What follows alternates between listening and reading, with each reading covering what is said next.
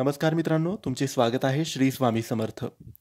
मित्रांनो, तूळ राशीचे 15 मे ते 31 मे दरम्यानचे संपूर्ण राशी भविष्य कसा असेल हा काळ तूळ राशीच्या लोकांसाठी हे आपण आजच्या या व्हिडिओमध्ये जाणून घेणार आहोत. मित्रांनो, या काळात तूळ राशीच्या व्यक्तींसाठी संतुलन राखणं महत्त्वाचं असेल. सामाजिक प्रतिष्ठा आणि संवाद कौशल्य यामुळे लाभ होईल. निर्णय घेताना थोडा वेळ घ्या, घाई करू नका.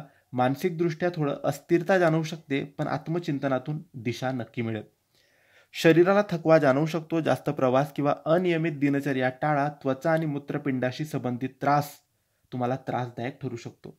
वेळेवर झोप आणि शारीरिक विश्रांती आवश्यक आहे. वरिष्ठांचा पाठिंबा नोकरीमध्ये मिळेल. कामगिरीत सुधारणा दिसेल. नवे प्रोजेक्ट्स मिळू शकतात. व्यवसाय करणाऱ्यांसाठी नवीन करार करताना योग्य कागदपत्र तपासून घ्या. भागीदारीत पारदर्शकता ठेवा. आर्थिक स्थिती खर्च वाढू शकतो. अनावश्यक खर्च टाळा. जुनी थकीत रक्कम मिळण्याची शक्यता आहे. विद्यार्थ्यांसाठी अभ्यासात सातत्य ठेवल्यास उत्तम प्रगती होईल. कला, डिझाईन किंवा कायदा क्षेत्रातील लोकांना विशेष यश मिळू शकतं. 25 मे नंतर लक्ष केंद्रित होईल. प्रेम संबंध, प्रिय व्यक्तीशी संवाद वाढवा. गैरसमज होण्याची शक्यता आहे. स्पष्ट बोलणं आवश्यक आहे. विवाहित जीवनात जोडीदाराशी संवाद वाढवणं गरजेचं आहे. थोडं अंतर जाणवलं तरी एकत्र वेळ घालवल्याने नाता पुन्हा फुलू शकतं. घरात एखादी जबाबदारी पार पाडावी लागेल. कौटुंबिक सल्ल्याचा महत्त्व द्या. समाजात तुमचं मत विचारात घेतलं जाईल. वडीलधाऱ्यांचा आशीर्वाद तुम्हाला नक्की मिळेल. 16, 20 आणि 28 मे तुमच्यासाठी शुभ दिवस आहेत. 18 आणि 30 मे सावध राहण्याचे दिवस आहेत.